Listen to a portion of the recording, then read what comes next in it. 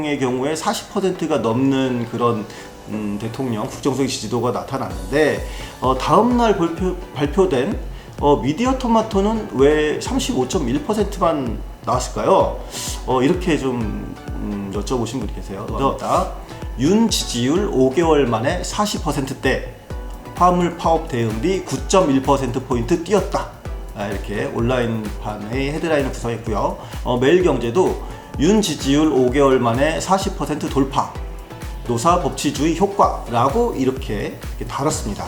한편 다음날 보도에서는 전혀 다른 논조로 보도들이 됩니다. 일부 언론에서. 미디어 토마토의 조사 이것 때문인데 이것을 인용한 매일신문 같은 경우에는 뭐라고 얘기하냐면 윤 대통령 지지도 35.1%, 2주째 30%대 중반 답보 상태라고 다뤘고 비즈니스 포스트라는 매체 같은 경우에는 윤석열 지지율 35.1%, 지난 대선 결과 불만족 58.4%라고 헤드라인을 잡았어요. 이거 어떻게 보면 이제 샘플링에서 큰 차이를 보였다고밖에 할 수 없는데 그게 어디서 좀 뚜렷하게 드러나냐면 가장 기초적인 조사, 아까 뭐 대통령 국정수행 지지도도 있지만 정당 지지도에서 이 응답한 사람들이 주로 어떤 성향의 비율이 경우는 국민의힘이 우인 샘플에서 조사를 한 거고 미디어 토마토는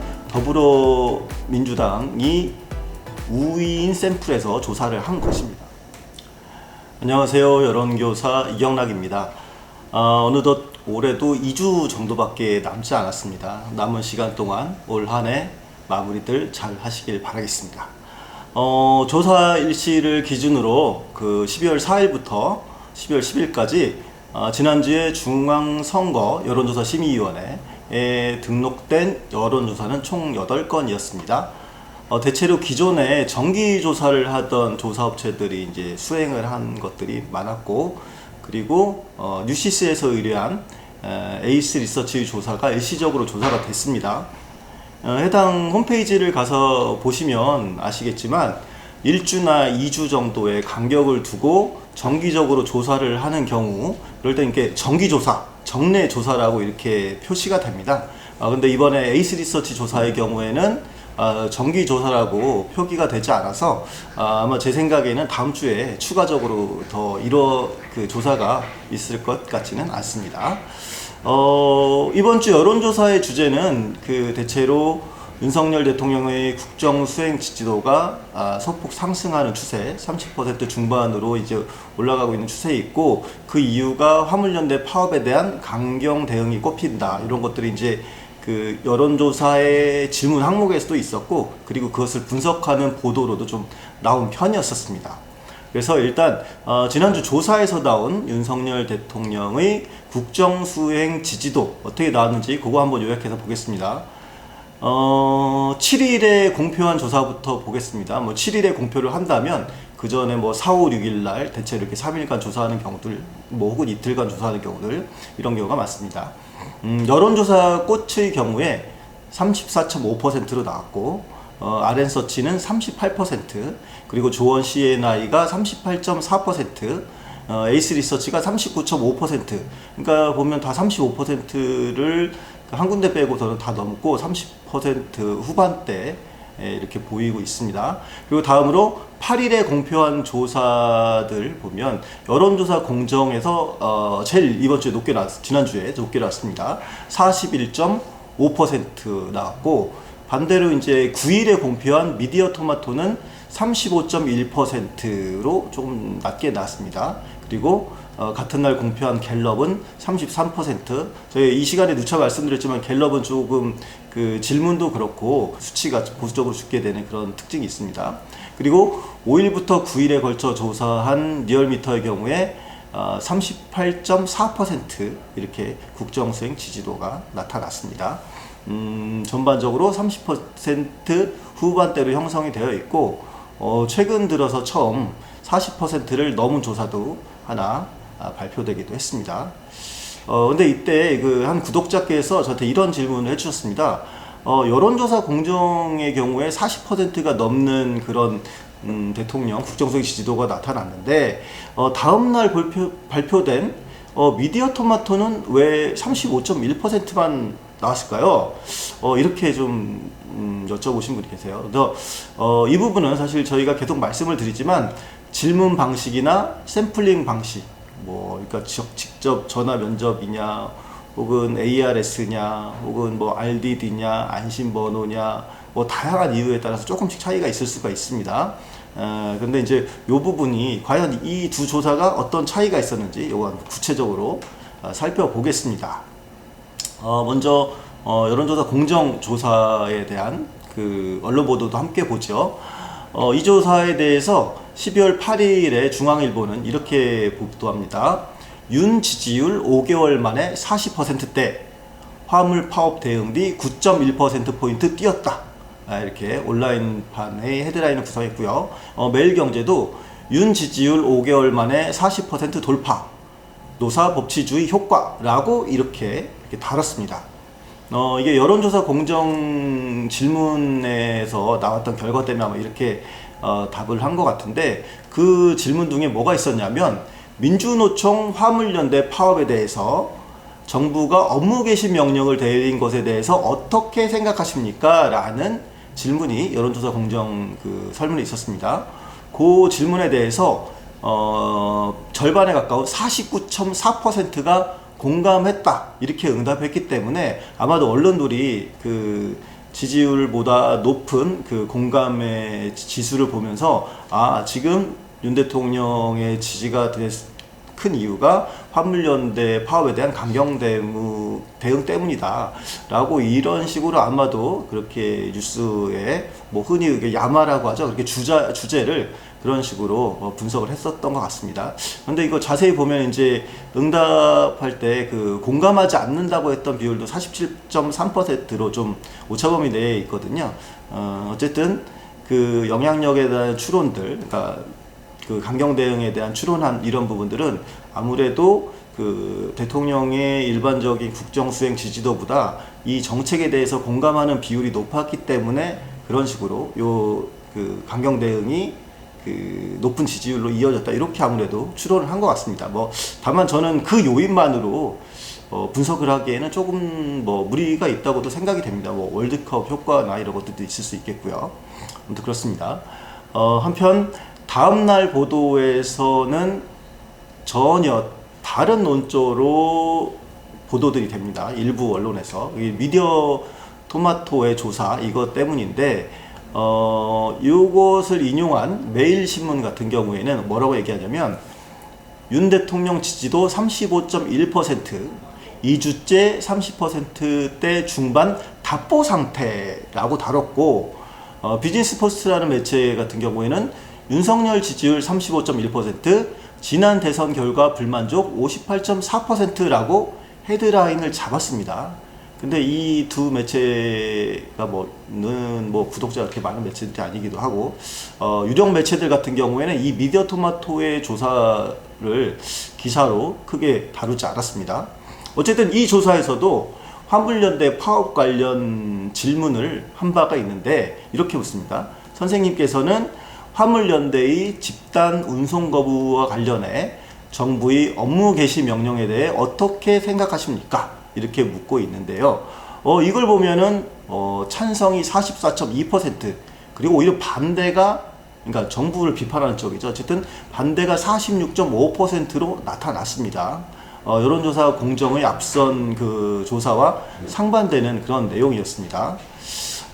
그럼 아마 이제 왜 그런 것들이 궁금하실 겁니다. 그럼 두 조사가 왜 차이가 발생하는 거죠? 아까 제가 말씀드렸던 구독자의 질문처럼 그런 것들을 이제 구체적으로 알고 싶으실 텐데, 그것들 살펴보겠습니다. 우선 두 조사는 조사 방법에서 큰 차이가 없습니다. 여론조사 공정의 경우에 12월 5일부터 6일까지 이틀간 이루어졌었고, 그리고 RDD, 이따가도 좀 구체적으로 다루겠지만, 그 RDD를 통해서 번호를 추출을 해서 ARS로 조사를 했습니다. 1000개의 샘플을 얻었고요. 그리고 미디어 토마토 조사도 같습니다. 비슷합니다. 그러니까 12월 5일부터 7일까지 3일간 조사를 했고, RDD로 번호를 추출해 마찬가지로 무선 전화 ARS를 했습니다. 여기서는 총 1005명을 했습니다. 숫자도 뭐 5명 차이밖에 안 나죠. 뭐 어떻게 보면은 뭐 조사 기간도 그렇고 여러 가지 방법론 이런 것들을 봤을 때 동일한 조사 방식이다 라고 봐도 무방합니다. 그런데도 이렇게 결과적으로는 큰 차이를 보인 것, 이게 통계적으로 봤을 때에는 좀 의아한 부분이기도 합니다. 이거 어떻게 보면 이제 샘플링에서 큰 차이를 보였다고밖에 할 수 없는데, 그게 어디서 좀 뚜렷하게 드러나냐면, 가장 기초적인 조사, 아까 뭐 대통령 국정수행 지지도도 있지만, 정당 지지도에서, 이 응답한 사람들이 주로 어떤 성향의 비율이 큰가가 딱 드러납니다. 예를 들어서 정당 지지도에서 여론조사 공정의 경우에 국민의힘이 41.9%, 더불어민주당이 37.9%로 국힘 쪽이 4%포인트 위의 그런 정당 지지도가 나왔고, 그런데 미디어 토마토 조사는 더불어민주당이 47.2%, 국민의힘이 36.8%로 오차범위 밖에서 민주당이 굉장히 크게 10.4%포인트 위를 보이는 것으로 이렇게 응답이 나타났습니다. 즉 여론조사 공정은 국민의힘이 우인 샘플에서 조사를 한 거고, 미디어 토마토는 더불어민주당이 우인 샘플에서 조사를 한 것입니다.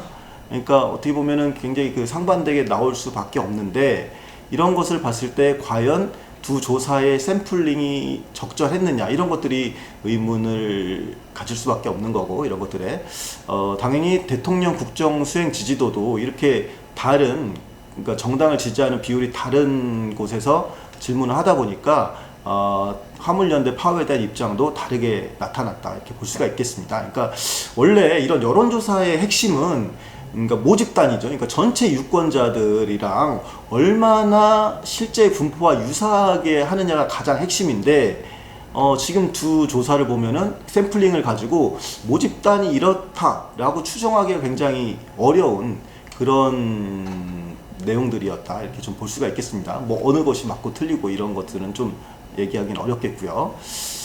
그래서 구독자 여러분들은 또 이제 이런 것들이, 그럼 어느 것이 더 그럼 뭐 정확한 거냐, 이런 것들이 이제 궁금하실 텐데, 아까 좀 제가 뒤에 소개해 드린다고 그랬는데, 두 여론조사 업체가 그 번호, 그러니까 전화를 걸어야 되잖아요. AIRC로, 그러니까 자동응답으로 하게끔 전화를 걸어야 되는데, 그러기 위한 번호를 추출하는 방식이 있습니다. 여러 가지가 있는데, 대체로 이제 RDD, 랜덤 디짓 다이얼링, 이렇게 하는 방식으로 합니다. 그래서 0000부터, 그러니까 뒷자리 이제 9999까지 이 무작위로 거기서 추출을 해가지고 그 네 자리 번호로 전화를 거는 것인데, 그러다 보니까 어떤 문제가 발생하냐면, 그 어떤 국번의 어떤 뭐 번호 같은 경우에는 아예 이제 아직 이용자가 없는 번호일 수도 있지 않겠습니까? 이제 그런 쪽에도 전화를 걸게 되고, 당연히 그러다 보니까 전체적인 응답률이 떨어질 수밖에 없게 됩니다. 그래서 업체에 따라서는, 그러니까 뭐 선관위 보게 되면은 거기 정보를 공개하고 있는데, 추출한 번호 중에 없는 번호, 즉 결번 숫자도 함께 알려줘가지고 이렇게 번호를 새롭게 만들어가지고 보냈는데 그 중에서 결번은 몇 개였다, 이런 것까지도 다 정보를 제공을 해줍니다. 어쨌든 거의 동일한 뭐 방법론에서 RDD로 번호를 추출했는데 이러한 상반된 결과가 여론조사 공정과 미디어 토마토에서 나왔다.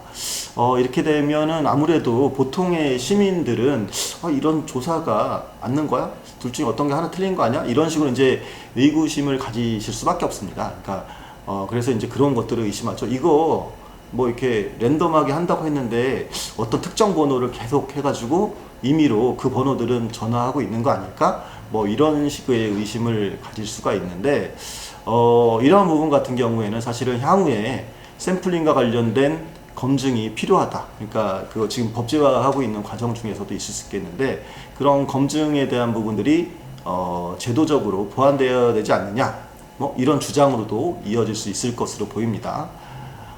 제가 또 다시 정리해서 말씀드리지만, 두 조사가 사실 뭐 조금 상반되는 결과를 보여줬지만, 어느 쪽이 옳고 어느 쪽이 그르다 이렇게 판단하는 것보다는 일단은 왜 그런 차이가 있는지 이유를 추적해 보는 것이 지금으로서는 더 합리적일 것이다, 이렇게 생각이 됩니다.